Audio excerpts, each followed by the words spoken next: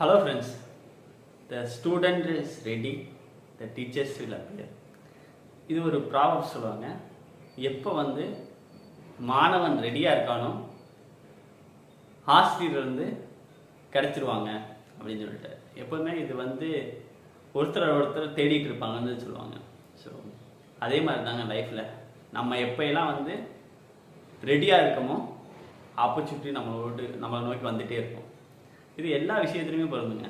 நீங்கள் வந்து ஒரு ஸ்கில்லை வளர்த்துக்கிறதுக்காண்டி நீங்கள் வந்து சர்ச் பண்ண ஆரம்பிச்சிட்டிங்கன்னா போதும், அதுக்கான ஆப்பர்ச்சுனிட்டிஸ் நிறையா வந்துகிட்டே இருக்கும். இப்போ பிஸ்னஸ்லேயே பார்த்தீங்கன்னா நீங்கள் ஒரு பிஸ்னஸை பண்ணணும்னு நினச்சிட்டிங்கன்னா அதுக்கான ஆப்பர்ச்சுனிட்டிஸ், அதுக்கான பீப்புள் ஆட்டோமேட்டிக்காக வந்து உங்களோட கனெக்ட் ஆவாங்க. இதைத்தான் நாங்கள் முன்னாடி பெரியவங்க சொல்லியிருப்பாங்க, ஸ்டூடெண்ட் ரெடியாக இருந்தால் ஆசிரியர் வந்து அவங்க கண்டிப்பாக வந்துடுவாங்கன்னு சொல்லிட்டு. ஸோ இந்த இதை புரிஞ்சுக்கிட்டு நம்ம எப்போதுமே வந்து ப்ரிப்பேர்டாக இருக்கணுங்க.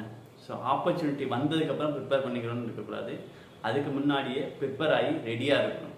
ஸோ நிறைய பேர் சொல்லுவாங்க, பிஸ்னஸாக இருக்கட்டும், இந்த ஃபைனான்ஸாக இருக்கட்டும், எல்லாத்துலேயுமே வந்து நம்ம அப்போதைக்கு ஆப்பர்ச்சுனிட்டி வரைக்கும் ரெடி பண்ணி போகிறோம். பட் ப்ரோஆக்டிவாக எப்போதுமே இருக்கணுங்க. எப்போதுமே வந்து நம்ம ரெடியாக இருக்கணும்.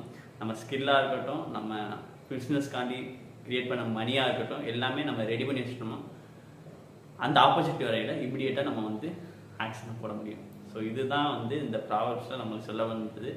ஸோ நீங்களும் எப்போதுமே ரெடியாக இருங்க, ஸ்டூடெண்ட்டாக இருங்க. டீச்சர்ஸ் வந்து உங்களை கண்டிப்பாக வந்து அடைவாங்க. Thank you so much. Have a great day.